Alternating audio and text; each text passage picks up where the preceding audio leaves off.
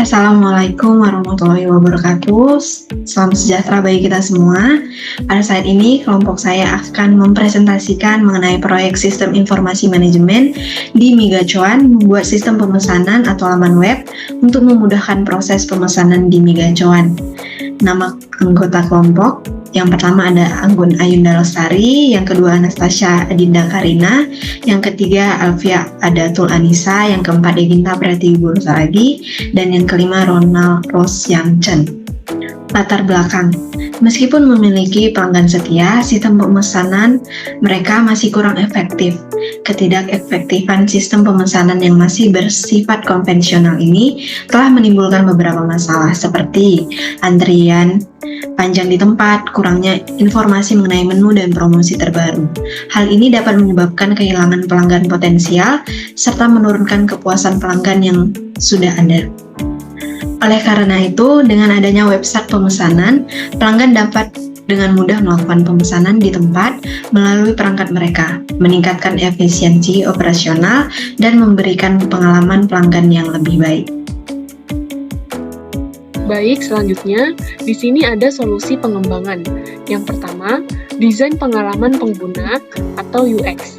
Dapat menjadi langkah untuk perancangan antarmuka yang intuitif dan mudah digunakan bagi pengguna.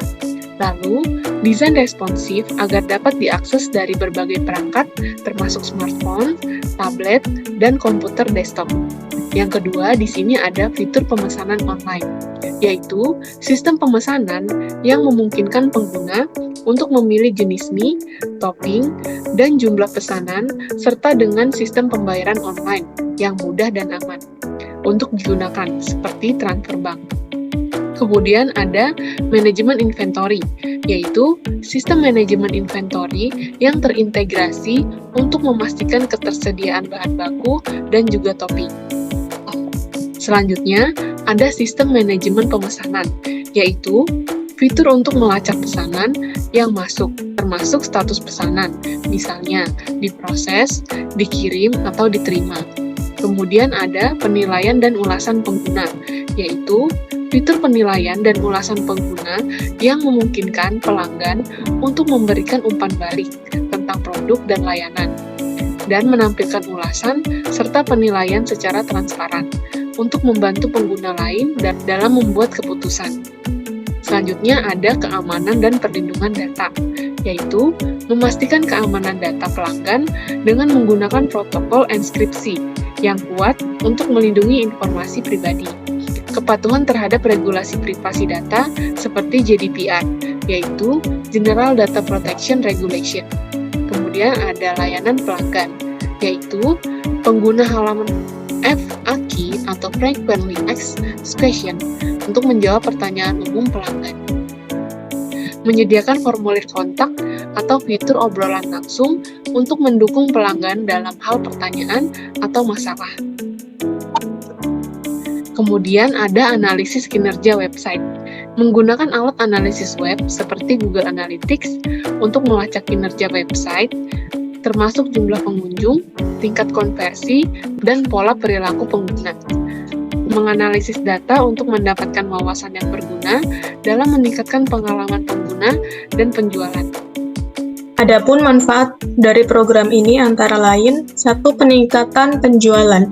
Dengan adanya kemudahan pemesanan online, pelanggan cenderung lebih sering memesan melalui website yang dapat meningkatkan pendapatan Migacuan, pemantauan stok, dan analisis penjualan.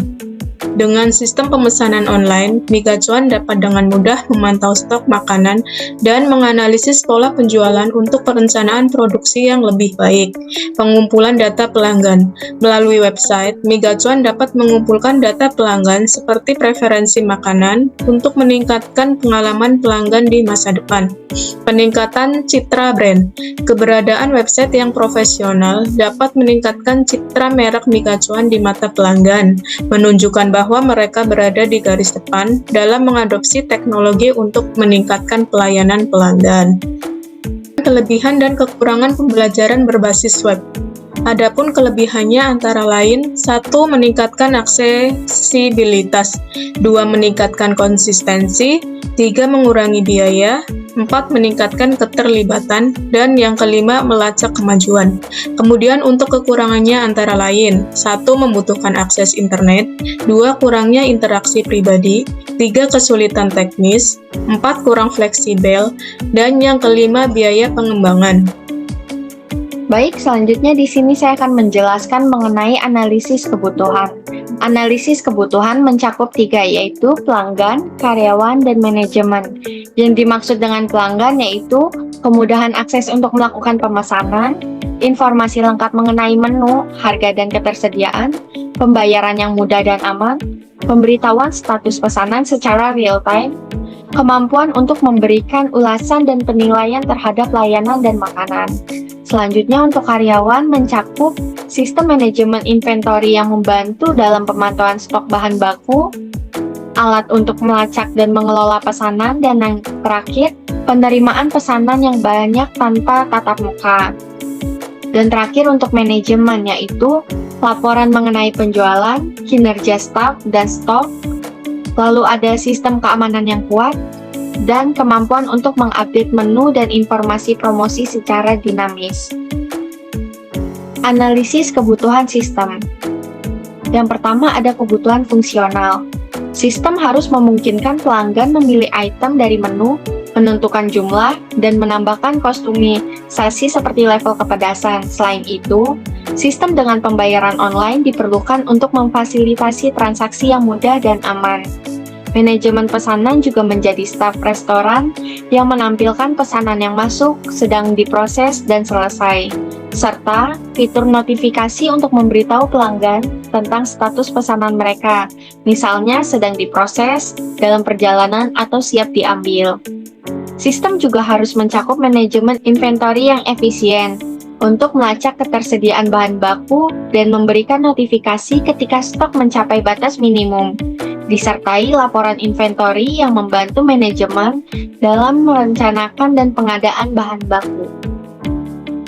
Selanjutnya di sini analisis kebutuhan sistem. Ada kebutuhan fungsional. Selain itu, fitur ulasan dan penilaian perlu disediakan agar pelanggan dapat memberikan feedback terhadap makanan dan layanan.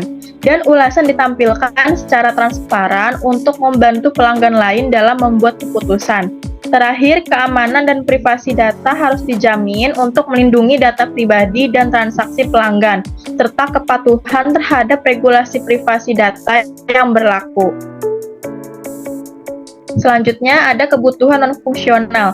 Selain kebutuhan fungsional, sistem juga harus memenuhi kebutuhan non-fungsional untuk memastikan kinerja dan keamanan yang optimal. Sistem harus mampu menangani sejumlah besar pesanan secara bersamaan tanpa mengalami penurunan kinerja, serta skalabilitas untuk memungkinkan ekspansi di masa depan, seperti penambahan fitur baru atau peningkatan volume pesanan. Kemudahan penggunaan juga harus diperhatikan agar dapat digunakan oleh semua jenis pengguna, baik pelanggan maupun staf restoran. Selain itu, dukungan dan pemeliharaan sistem harus tersedia dengan dokumentasi yang lengkap dan mudah dipahami serta dukungan teknis yang responsif untuk menangani masalah dan pemeliharaan berkala. Demikian presentasi dari kelompok kami, kurang lebihnya mohon maaf. Wassalamualaikum warahmatullahi wabarakatuh.